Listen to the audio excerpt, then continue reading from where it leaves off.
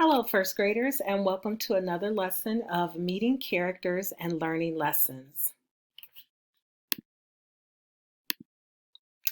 As you learn life lessons from books, you can carry those lessons with you, pulling them out and thinking about them at times in your life when you need them most. When I get my fortune for the cookie, I don't leave them behind, I keep them. Life lessons are supposed to be sort of like tips for how to live a good life. I got socks for my birthday, and I was pretty grumpy. Then I remembered the fortune. Be grateful for what you have.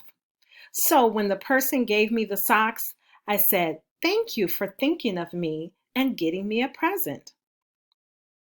Think about the life lesson you found in your book yesterday and think about if there might be a time in your life when you might need that life lesson.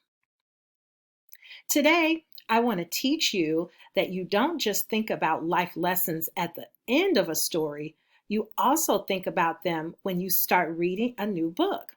You can try to predict what the lesson will be even before you start to read, thinking right from the start. I wonder if this is going to be one of those stories that teaches you. Let's try it together.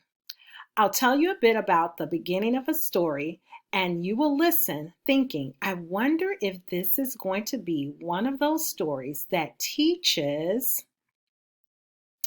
I'm going to tell you about the story Curious George Gets a Medal.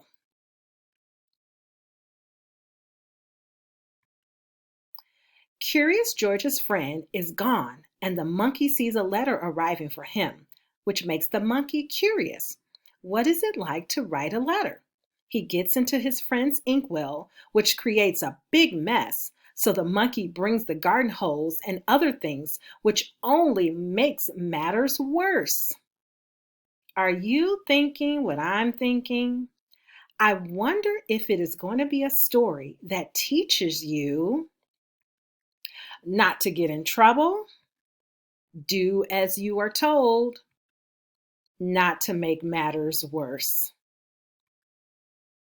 Now try this strategy with one of your own books.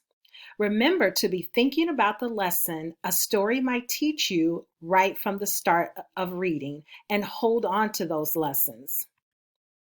After you finish reading your book, check to see if your predictions about the lessons were correct. Make note of your predictions and the lesson learned. Write it down and send it to your teacher. All right, readers, off you go.